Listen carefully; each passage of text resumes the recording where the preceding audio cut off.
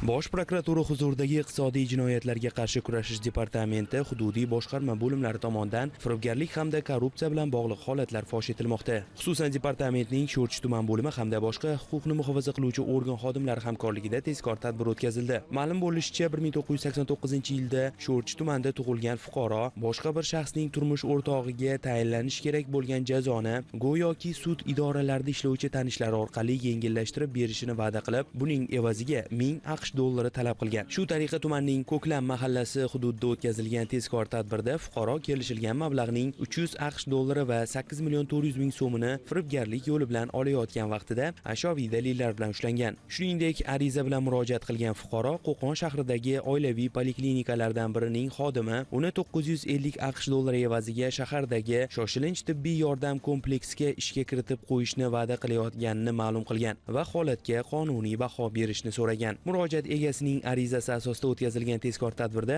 O'zbekiston tumanida istiqomat qiluvchi shaxs Qo'qon shahridagi yashovchi tanishi bilan o'zaro til biriktirib, ariza muallifidan 950 AQSh dollarini olgan vaqtida ashyoviy dalillar bilan ushlanganlar. Bundan tashqari o'tkazilgan tergovga qadar tekshiruvda gumonlanuvchilarning yana boshqa qing'ir harakati fosh etildi. Ular muqaddam o'zaro til biriktirib, Qo'qon shahridagi shoshilinch tibbiy yordam kompleksiga ishga joylashtirish va'dasi bilan yana 2 nafar fuqaroning ishonchiga kirib, har biridan 800 AQSh dollarini olib, pullarni o'z ehtiyojlari uchun sarflab yuborganliklari aniqlangan. Shuningdek, departamentning Mirobod tuman bo'limi hamda Davlat xavfsizlik xizmati xodimlari bilan hamkorlikda o'tkazilgan tezkor tadbirda esa tashkilot mudiri vazifasini bajaruvchi shaxs mas'uliyat cheklangan jamiyatga qarashli restoranda sanitariya gigiyena qoidalariga rioya qilinmayotganligi holati yuzasidan dalolatnoma tuzmaslik va 12 million so'm jarima qo'llamaslik evaziga fuqarodan 10 million so'm pullarni pora tariqasida olgan vaqtida ashyoviy dalillar bilan ushlangan. Bundan tashqari departamentning Yakkasaroy tuman bo'limi va Ichki ishlar vazirligi xodimlari bilan hamkorlikda tezkor tadbir o'tkazildi. Unda fuqarolar go'yoki yuqori lavozimda ishlovchi tanishlari orqali boshqa bir shaxs uyining noturar binosini qarzdorligini